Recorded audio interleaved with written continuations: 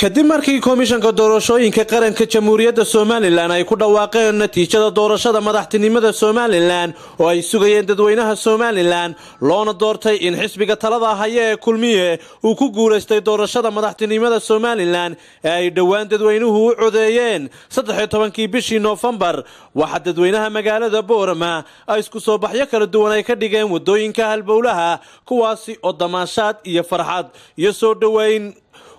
ku qaabilay natiijada komishanka doorashooyinka iyo guusha uu xisbiga talada haya ee kulmiye uu ka gaaray doorashadii madaxtooyada Soomaaliland waxaana dadkani ay ku hadaaqayeen in dadaalkoodii iyo codkii iyo musharaxiintii ay doorteen in guud ahaanba ay ku guuleysteen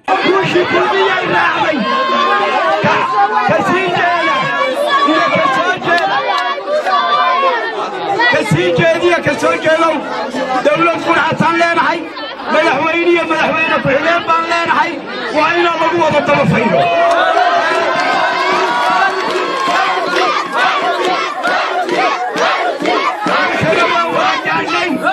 xisbiga kulmiye ee Soomaaliland oo dhan way gaadeen madaxweyne ficilana xaqal yaman leenahay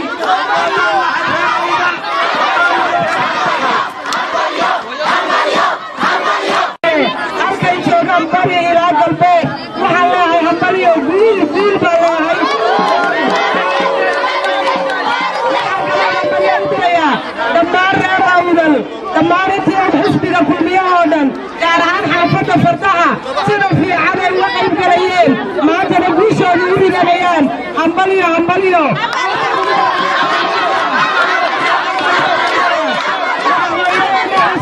موسى بيحي عبد الرحمن سيدي إلى عيدي شاهد يا فاسترو أمنا يا يفوكو ليو آمين بعيا آمين بعيا مكاناتا آمين بعيا همبليو waxaan dhisanayaa sida xubin badan oo soo baxreen markay baarashtii leedahay aafadi nabadi caana loo kala waydo السلام عليكم ورحمة الله وبركاته كل عام وأنت بالخير ما لا مال عيد نوطة عيد بنو فرحتنا هاي دمان هذا هاي قبل كأوضل حافظنا نشوفناه استناش نشوفناه حافظة شركة وحن سلامة يا عمد حوينا كوجوري سحل كايك وحجان كيسبة وحن لنا هاي أنا وصفير واحد تصلي وذكرنا يو ونقول سنة أنت كلا وحن لنا هاي أنا بسم الله الرحمن الرحيم هكذا وحن كان بلينا يا حسبك كل مية waxay ku guuleystay maxay doorashadii madaxtooyadii